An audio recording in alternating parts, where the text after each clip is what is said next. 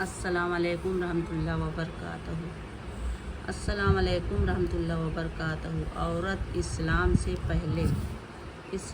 سے پہلے عورت کا حال بہت خراب تھا۔ دنیا میں عورتوں کی کوئی عزت و اوقات ہی نہیں تھی۔ مردوں کی نظر میں اس سے زیادہ عورتوں کی کوئی حیثیت ہی نہیں تھی کہ وہ مردوں کی نفسانی خواہشوں پوری کرنے کا ایک کھلونا تھی۔ عورتیں دن رات مردوں کی قسم کی خدمت کرتی تھیں اور طرح طرح کے کاموں سے، یہاں تک کہ دوسروں کی محنت و مزدوری کر کے جو کچھ کماتی تھیں وہ بھی مردوں کو دے دیا کرتی تھیں۔ مگر ظالم مرد پھر بھی ان عورتوں کی کوئی قدر نہیں کرتے تھے، بلکہ جانوروں کی طرح ان کو مارتے پیٹتے تھے۔ ذرا سی بات پر عورتوں کے کان، ناک وغیرہ اعضائے کاٹ لیا کرتے تھے اور باپ کے مرنے کے بعد اس کے لڑکے جس طرح باپ کی جائیداد، ادائے اور سامان کے مالک ہو جایا کرتے تھے، اسی طرح اپنے باپ کی بیویوں کے بھی مالک بن جایا کرتے تھے اور ان عورتوں کو زبردستی لونڈیاں بنا کر رکھ لیا کرتے تھے۔ نہ ہی عورتیں کسی چیز کی مالک ہوا کرتی تھیں۔ عرب کے بعض قبیلوں میں یہ ظالمانہ دستور تھا کہ بیوہ عورتوں کے بعد عورتوں کے گھر سے باہر نکال کر ایک جھونپڑی سے تنگ اور تاریک جھونپڑی میں 1 سال تک قید میں رکھا جاتا تھا۔ وہ جھونپڑی سے باہر نہیں نکل سکتی تھی، نہ غسل کرتی تھی، نہ کپڑے بدل سکتی تھی، نہ کھانا پینا اور اپنی ساری ضرورتیں اسی جھونپڑی میں پوری کرتی تھیں۔ بہت سی عورتیں تو گھٹ گھٹ کر مر جاتی تھیں اور جو زندہ بچ جاتی تھیں تو 1 سال کے بعد ان کے آنچل میں اونٹ کی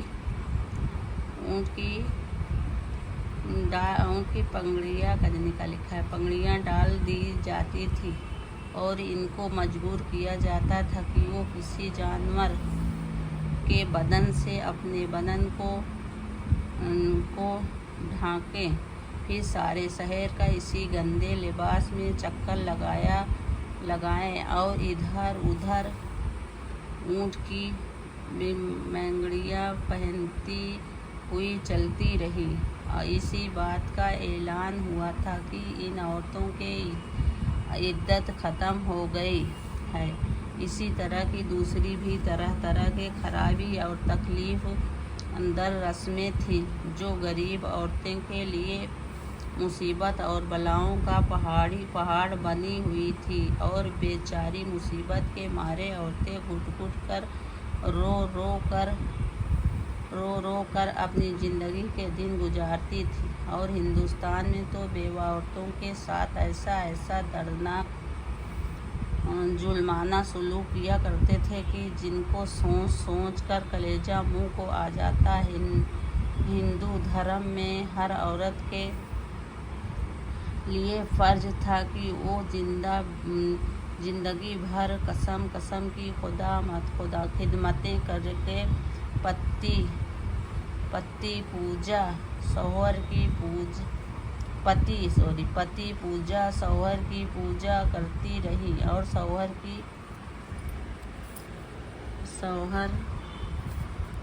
شوہر کے موت کے بعد اس کی چتا کے آگ کے شعلوں پر زندہ لیٹ کر ستی ہو جائے، یعنی شوہر کی لاش کے ساتھ زندہ عورت بھی جل کر راکھ ہو جائے۔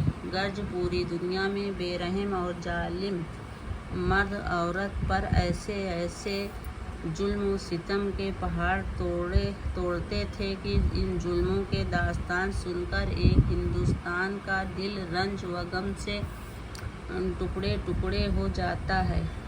ان ظالموں اور بے کس عورتوں کی مجبوری اور لاچاری کا یہ عالم تھا کہ سماج میں ان عورتوں کے کوئی حقوق تھے، نہ ان کے مظلومیت پر پردہ اور فریاد کے لیے کسی قانون کا کوئی سہارا تھا۔ ہزاروں برس تک یہ ظلم و ستم کی ماری دکھیاری عورتیں اپنے اس بے کسی اور لاچاری پر روتی بلکتی اور آنسو بہاتی رہی، مگر دنیا میں کوئی بھی ان عورتوں کے زخموں پر مرہم رکھنے والا اور ان کی مظلومیت کے آنسو کو پوچھنے والا دور دور تک نہیں نظر آتا تھا۔ نہ دنیا میں کوئی بھی ان کے دکھ درد کی فریاد کوئی سننے والا تھا، نہ کسی کے دل میں ان عورتوں کے لیے بال برابر بھی رحم و کرم کا کوئی جذبہ نہ تھا۔ عورتوں کے اس حال پر جار پر انسانیت رنج و غم سے بے چین اور بے قرار تھی، مگر اس لیے اس کے سوا کوئی چارہ کار نہیں تھا کہ وہ رحمت خداوندی کا انتظام کریں کہ ارحم